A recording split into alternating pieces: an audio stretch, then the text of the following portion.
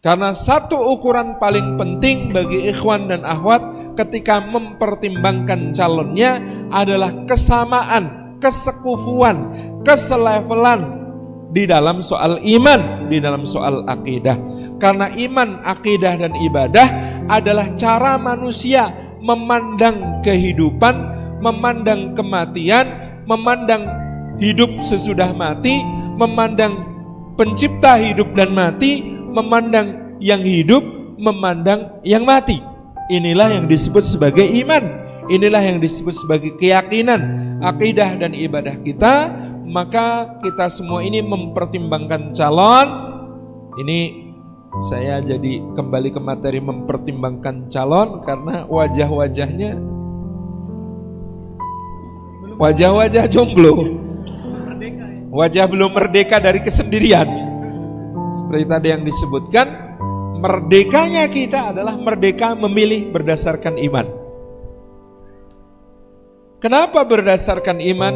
Sekufu itu, selevel itu di dalam agama kita adalah satu konsep yang didesain untuk kenyamanan. Artinya ketika agama menganjurkan sekufu, sekufu dalam hartanya biar tidak perlu banyak menyesuaikan diri. Kalau yang satu dari keluarga konglomerat, yang satu dari melarat betulan, melarat betulan, maka penyesuaian dirinya lebih pelik, lebih rumit gitu ya.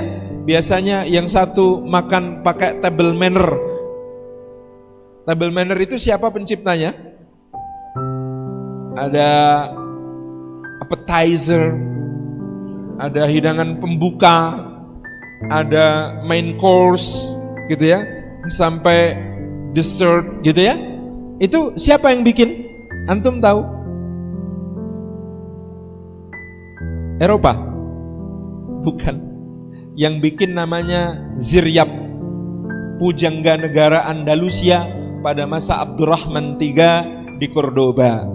Jadi yang aneh-aneh bikin makanan begitu, itu muslim namanya Ziryab.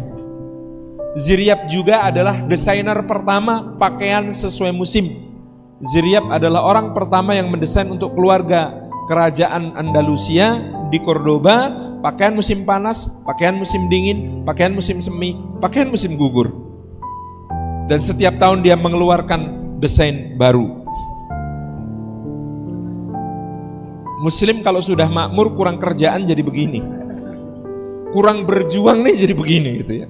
Apa-apa dibikin desain, dan itu anehnya dipakai oleh standar peradaban tinggi seluruh Eropa pada saat itu. Makanya fashionnya Abdurrahman III di Andalus itu kan baju kaftannya dan jubahnya diberi kaligrafi. Maka nanti Anda akan menemukan lukisan-lukisan Madonna of the Rock, lukisan Bunda Maria, lukisan Yesus, lukisan raja-raja Eropa, jubahnya ada kaligrafinya.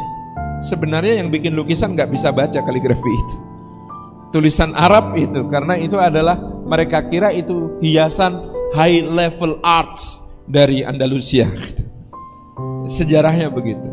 Kembali kepada tadi, ya beda, tapi masih bisa kok menyesuaikan.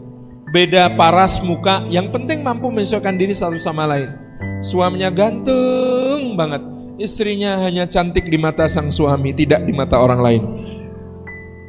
Itu kan kalau nggak kuat bahaya. Nanti lagi lewat di jalan, subhanallah ya, istrinya dapat anugerah, suaminya dapat musibah.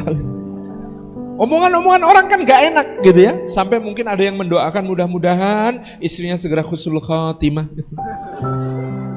Oh gak enak, orang gak sekufu itu memang gak enak, harus banyak penyesuaian. Tapi asalkan kuat ketika ditanya, mas kok mau sih nikah sama mbaknya itu? Oh kami memadukan keimanan. Apa itu memadukan keimanan? Keimanan itu separuh pada syukur, separuh pada sabar. Dia bersyukur dapat saya bersabar dapat dia gitu.